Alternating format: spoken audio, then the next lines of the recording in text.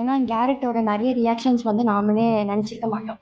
ஒரு சுச்சுவேஷன் வரும், அவனோட கேர்ள் ஃப்ரெண்ட் வந்து ஃபோன் எடுக்காம இருக்கும்போது எவ்ரிவன் அதை பத்தி பேசியாச்சு.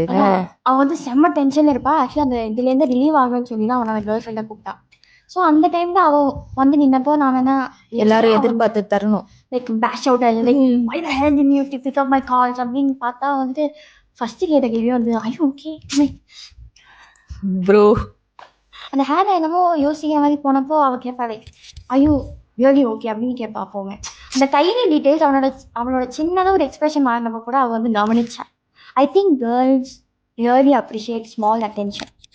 Closed cans are safer bro அப்படின்னு சொல்லிட்டு அதனாலதான் ஜானோட கேரக்டர் வந்து லைக் என்னதான் அவன் வந்து அவ லவ் பண்ற பொண்ணை வந்து இன்னொருத்த லவ் பண்ணாலும் அவன் அந்த ஒரு பவுண்டரியிலே ரீனோட கேரக்டர் கூட அந்த மாதிரி தான். என்னதான் அவன் ஒரு பிளே பாய் கேரக்டரா காமிச்சிருந்தாலும் அந்த வேர்ட் ட்ரஸ்ட்டு, அப்புறம் அவங்களோட கன்சர்ன் ரொம்ப முக்கியம்னு சொல்றது, இதெல்லாம் நல்லா ஸ்டாண்ட் அவுட் பண்ணி இருந்துச்சு. இதுக்கான மெயின் ரீசன் என்னன்னா இந்த புக் வந்து எழுதுனது ஒரு ஃபீமேல், ஒரு விமன்.